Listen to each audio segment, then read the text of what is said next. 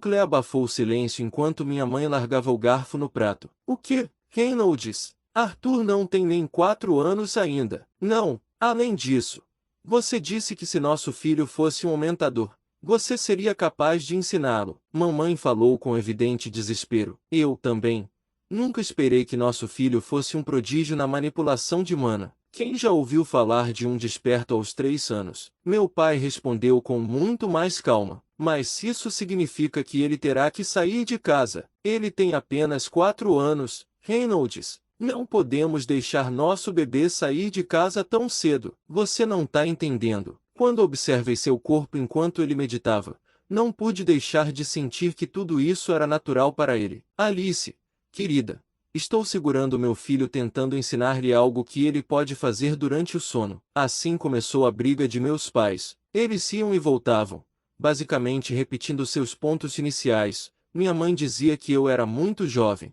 Meu pai dizia que eles não podiam me impedir de alcançar meu potencial máximo. Blá, blá. Nesse ínterim, eu estava jogando um jogo de guerra com minha comida, as ervilhas atacadas pelo Império Mãe, enquanto as cenouras da nação pai defendiam desesperadamente suas terras. Finalmente, meus pais se acalmaram e meu pai se virou para mim. Art, isso é sobre você. Então você tem uma palavra a dizer sobre isso também. O que você acha de ir para uma cidade grande e ter um professor? Fantástico! Aplaude o esforço de tentar tornar isso justo, mas acho que ele não percebeu que estava tentando pedir a uma criança de 4 anos que tomasse uma decisão que acabaria mudando sua vida. Tentando concluir esse pequeno argumento, sugeri posso pelo menos tentar encontrar alguns mentores e fazer com que vejam se preciso ser ensinado ou não. Silêncio. Eu pisei em uma mina terrestre. Eu não deveria ser tão articulado em minhas frases na minha idade atual. Eles estão bravos porque eu não escolhi um lado. Não tendo nenhuma confiança em manter uma expressão impassível, olhei para baixo e esperei pela resposta deles. Felizmente, nenhum dos meus medos estava em suas mentes. Minha mãe finalmente falou e murmurou baixinho: vamos, pelo menos formalmente, testar o núcleo de mana e os canais dele. Podemos descobrir o que fazer a partir daí. Quando meu pai concordou com a cabeça, começamos os preparativos no dia seguinte. Quando eu disse o que fiz ontem à noite, presumi que estaríamos indo para uma cidade próxima, no máximo um dia de viagem, para que um mago qualificado me testasse. Mas cara, eu estava errado. Estávamos nos preparando para uma viagem de 3 semanas, uma jornada em carruagem puxada por cavalos através das grandes montanhas até algo chamado Portão de Teletransporte que nos levará a uma cidade chamada Shiro. Um livro que li surgiu em minha mente. Lembrou-me de ter lido sobre um pedaço de terra flutuante construído por uma antiga organização de magos com o único propósito de abrigar a mais prestigiosa academia de magos. Mais tarde, uma cidade foi construída em torno da academia. Tanto a cidade quanto a academia receberam o nome do líder da organização, Shiro. Como era possível manter um pedaço de terra de centenas de quilômetros à tona? Magnetismo. Então, a terra abaixo da cidade seria afetada por isso. A cidade tinha seu próprio campo gravitacional. Enfim, esta jornada seria longa. É em horas como essas que eu gostaria que existisse um transporte moderno. Para chegar à cidade, teríamos que entrar por um dos portões de teletransporte designados nas grandes montanhas. Caso contrário, facilmente levaria meses para viajar através das cidades para chegar ao portão abaixo da cidade real, que flutuava perto da fronteira do reino de Sepin e Dav. Um dos motivos pelos quais meu pai pressionou para que fizéssemos essa viagem agora foi porque seus 6 membros do partido haviam passado recentemente por aqui e estavam a caminho da cidade de Shiro. Indo agora, com eles, significava que teríamos 3 aumentadores e 2 magos, junto com minha mãe, que era uma emissora rara, e meu pai, um aumentador classe B, em Territe só a quadrilha dos Brabo. Embora a cordilheira não tivesse bestas de mana, ainda havia os perigos potenciais de bandidos e animais selvagens. Enquanto minha mãe e meu pai cuidavam de empacotar todas as necessidades, empacotei minha espada de madeira e 2 livros, Enciclopédia de Dicatem e Fundamentos da Manipulação de Mana, para a viagem. No meio da manhã, estávamos prontos para sair. Depois de amarrar minha mochila, contendo meus livros e alguns lanches, nas minhas costas e amarrar minha espada de madeira na minha cintura, segurei a mão de minha mãe e segui meus pais para encontrar seus 6 membros do partido. Embora eu tivesse ouvido falar deles ocasionalmente pelo pai, Nunca visitei minha casa enquanto eles estavam reconstruindo-a, então seria a primeira vez que os encontraria. As informações que aprendi com meu pai sobre os membros do Partido Chifres Gêmeos consistiam no seguinte: Elenchad é aumentadora feminina, especializada em tiro com arco mágico. Adam Crinch aumentador masculino, cuja arma principal era a lança. Jasmine Flamesvota aumentadora feminina, que se especializou em velocidade com adagas duplas. Angela Rose conjuradora, especialista em magias de vento. Derdon Valker conjurador, especializado em magia da terra. Chegamos à estalagem onde eles estavam hospedados em Asbury e os vimos bem na frente, perto dos estábulos.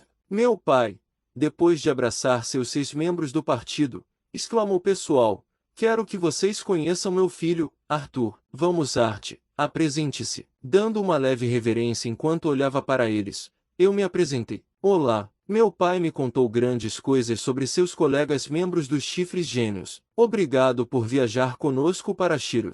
Estaremos em suas mãos. Hahaha. O que é isso? Tantos modos. Tem certeza que ele é seu filho, rei? Quem respondeu foi o portador da lança, Ada. Olhando mais de perto para ele, ele parecia o tipo enérgico e falante. Embora fosse muito bonito, ele tinha o cabelo ruivo brilhante preso em um formato de coque no final, quase como uma chama, e um par de franjas escapando do laço do cabelo. Ele me lembrava uma espécie de vagabundo. Seus olhos estavam brilhantes e quase pareciam estar sempre rindo. A primeira coisa que notei, porém, foi a cicatriz em seu nariz, alcançando ambas as bochechas. Eu me senti que seria sequestrado por ele.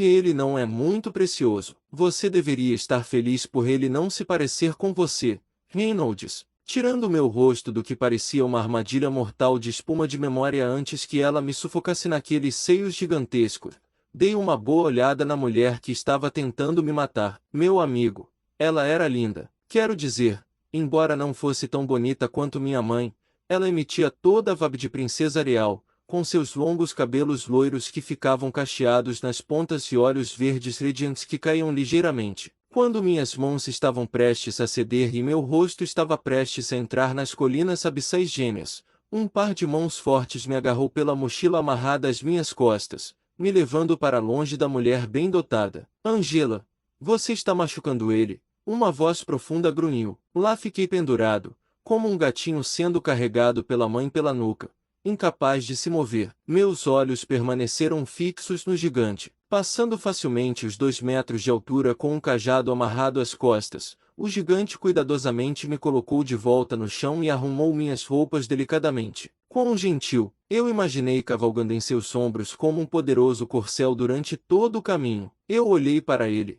meus olhos ficando maiores enquanto eu pensava. Ele tinha olhos muito estreitos e sobrancelhas que se inclinavam para baixo, dando-lhe um rosto quase inocente, em comparação com seu corpo enorme que se estendia por 2 metros. O cabelo preto curto e desalinhado em sua cabeça completava a imagem de cachorro desgrenhado nele. Tirando o pó das minhas roupas, me virei para encarar a mulher que parecia um pouco mais jovem do que todas as outras. Cabelo preto liso que estava meio amarrado na parte de trás com uma fita complementando seus olhos vermelhos entreabertos e lábios curtos, fazendo-a parecer muito brusca. Ela ligeiramente acena com a cabeça e depois se vira. É uma mulher de poucas palavras. Que encantadora! Meus olhos se fixaram nela enquanto ela se afastava em direção ao estábulo.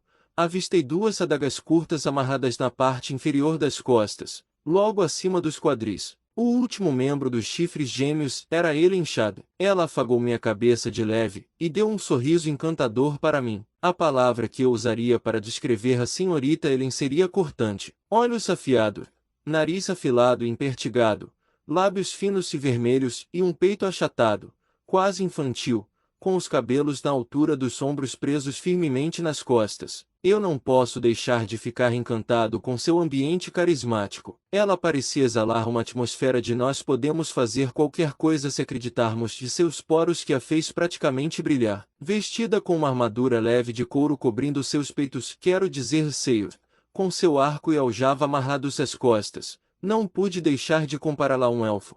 Mas rapidamente abandonei esse pensamento depois de ver suas orelhas arredondadas. Eu pulei na carruagem mais para trás com a ajuda de um pouco de mana reforçando minhas pernas. Ultimamente, eu peguei o jeito de usar minha mana para reforçar meu corpo. Eu ainda não tinha testado totalmente do que era capaz, por medo de causar um ataque cardíaco aos meus pais por me exibirem demais, mas estava ficando um pouco mais natural direcionar minha mana do meu núcleo através dos meus canais de mana. Depois que nosso grupo terminou de carregar todas as nossas necessidades de viagem nas duas carruagens que íamos levar, amarramos o que pensei que seriam cavalos. Acontece que este mundo tinha bestas manas domesticadas chamadas skitters para transporte. Esses lagartos gigantes, com espinhos nas costas e garras pelaruças, eram monstros classe D que eram muito mais eficientes de usar, embora mais caros, do que cavalos ao viajar por terreno montanhoso. Que comece a jornada. Ao cair da noite, a cadeia de montanhas, antes distante, parecia ter dobrado de tamanho. Eu me perguntei o quão grande seria a grande cordilheira quando chegássemos aos pés. Desnecessário dizer que estava animado para sair do pequeno posto avançado que era minha cidade natal, Asber. Por fim, paramos para acampar perto de um pequeno aglomerado de pedras. Era um bom local com as pedras bloqueando quase todo o vento e muitos resíduos de madeira dos galhos caídos para usar como fogueira. A única coisa que eu mais detestava nesse corpo era a quantidade de sono de que precisava. Apesar de ter dormido a maior parte do tempo, ainda me sentia um pouco com os olhos pesados depois de ficar acordado por apenas algumas horas. Depois de armar algumas tendas ao redor do fogo, meu pai e minha mãe começaram a conversar com os chifres gêmeos sobre os velhos tempos. Quando ele se sentou ao meu lado e disse com indiferença: ouvi seus papais dizerem que você é algum tipo de gênio mago. É verdade que você já despertou? Sem saber como responder, apenas respondi com a verdade. Ela começou a me perguntar como eu me senti quando acordei e qual era a cor do meu núcleo de mana atualmente. A essa altura, algumas orelhas curiosas se levantaram quando Adam perguntou: ei, Reynolds, você se importa se eu testar o pequeno Art? Se eu pudesse ter intervindo, poderia ter dito algo como talvez brigar com alguém da minha idade não seja uma boa ideia, já que as maiores realizações de uma criança normal de 3 anos neste momento seriam bem-sucedidas subindo e descendo escadas com pés alternados, andando em círculos, se ele estava realmente coordenado, equilibrando-se em um pé por vários segundos. Mas acho que esses pensamentos nunca ocorreram a ninguém aqui. Tanto meu pai quanto minha mãe pareciam pelo menos um pouco hesitants no início, mas confiando em seu antigo camarada, meu pai apenas respondeu: tudo bem, mas tenha cuidado. Ainda não tive a chance de ensiná-lo a lutar direito. Temos feito apenas exercícios leves de força e mana até agora. Ada levantou-se de seu assento de toras de madeira e olhou em volta até encontrar uma vara curta com a qual se sentiu satisfeito. Venha aqui, garoto. Haha, vamos ver do que você é feito.